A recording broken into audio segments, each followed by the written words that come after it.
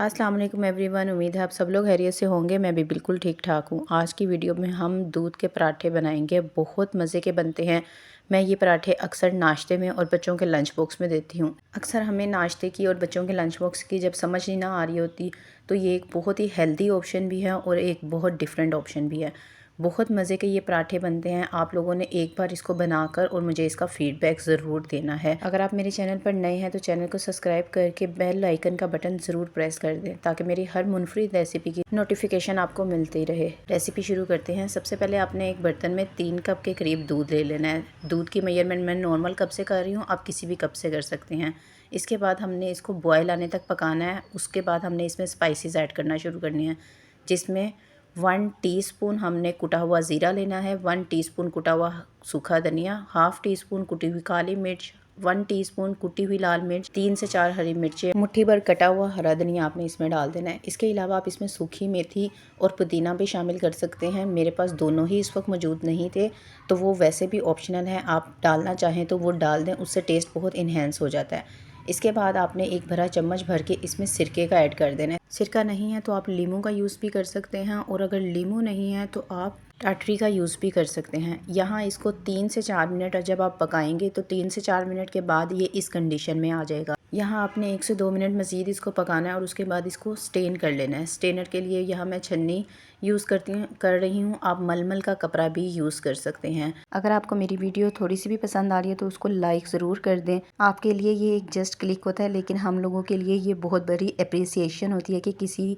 एक ने भी वीडियो लाइक की है तो उसकी हमें अप्रिसिएशन होती है और नेक्स्ट वीडियो बनाने के लिए मोटिवेशन भी मिल जाती है।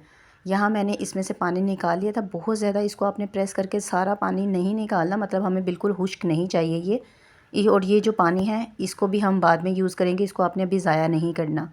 अब यहाँ पर मैंने सारा का सारा जितना भी मटेरियल था उसको एक इस तरह से एक बर्तन में डाल लिया और उसको मैं इस तरह से फैला दूँगी सारा, ताकि ये अच्छी तरह से ठंडा हो जाए।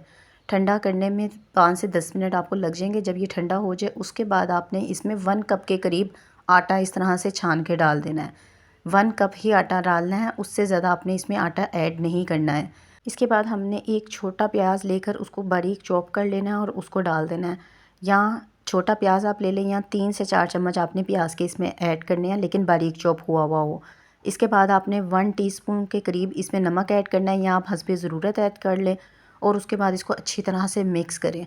मिक्स करने के साथ साथ अगर आपको इस स्टेज पर पानी की ज़रूरत फ़ील होती है तो आपने उस ही पानी से इसको गूंदना है जो हमने पानी साइड पे रखा था। इसको हल्का हल्का सा पानी ऐड करते रहेंगे और इसको गूंदते रहेंगे। यहाँ इस स्टेज पर अब मुझे कमेंट्स ज़रूर आएंगे। जितने भी मेरे ग्लूटेन फ्री फॉलोअर्स हैं उन्होंने मुझे ये कहना है कि हमें ग्लूटेन फ्री के बारे में भी बताएं।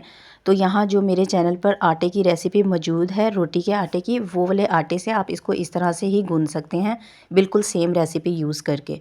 इसके बाद मैंने 1 टीस्पून के करीब अपने हाथ पर ऑयल लगाया था और उसको ये अच्छी तरह से गूंद लिया था। 4 से 5 मिनट लगेंगे, आपने इसको अच्छी तरह से गूंद लेना है और गूंदने के बाद आपने इसके इक्वल साइज़ के पेड़े बना लेने हैं। इस क्वांटिटी से आपके 4 पराठे बनेंगे इक्वल साइज़ के, ना तो बहुत ज़्यादा बड़े होंगे ना बहुत छोटे पराठे होंगे, ये दरमियाने साइज़ के पराठे बनेंगे। यहाँ मैं आप लोगों को एक बात बताना भूल गई कि यहाँ जो आप लोगों ने आटा गूंदना है वो बहुत ज़्यादा नरम नहीं होना चाहिए, वो हल्का सा सख्त होना चाहिए, लेकिन बहुत ज़्यादा सख्त नहीं होना चाहिए।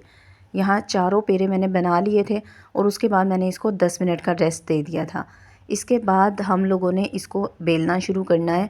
नॉर्मल रोटी हम लोग जिस तरह से बेलते हैं उसी तरह से बेलना है, लेकिन इसको हमने बहुत बारीक रोटी की तरह नहीं बनाना, हल्का सा मोटा रख के हम इसको बनाएंगे। यहाँ मैंने एक दरमियाने साइज़ का पराठा बना लिया था और आप इसकी मोटाई देख सकते हैं कि मैंने किस तरह से बनाया। इसके बाद हमने इसको इस तरह से तवे पर डालना है और एक साइड पर ऑयल लगाना है और फिर इसको हल्के हल्की आंच पर इसको सेक लेना है। ये बिल्कुल नॉर्मल रोटी की तरह ही बनेगा, बहुत ज़्यादा इसमें टाइम नहीं लगेगा और ये आपका पराठा एक बहुत ही अच्छा सा बन जाएगा। यहाँ आप लोग कमेंट्स करके मुझे ये ज़रूर बताएं कि आप लोग मेरी वीडियो कहाँ कहाँ से देख रहे हैं, कौन कौन से शहर से देख रहे हैं। मैं अपने एनालिटिक्स में देख रही थी कि बहुत से न्यू फॉलोअर्स मेरे चैनल पर इस तरह के आए हैं कि जो कि दूसरे ममालिक से भी हैं, तो मुझे अपने शहर और अपने मुल्क के बारे में ज़रूर बताएं। यहाँ मैंने 2 पराठे बनाए थे। यहाँ आप देख रहे हैं कि पराठे हमारे बनके तैयार हो गए हैं। इसको आप इमली की चटनी के साथ और अचार के साथ सर्व कर सकते हैं।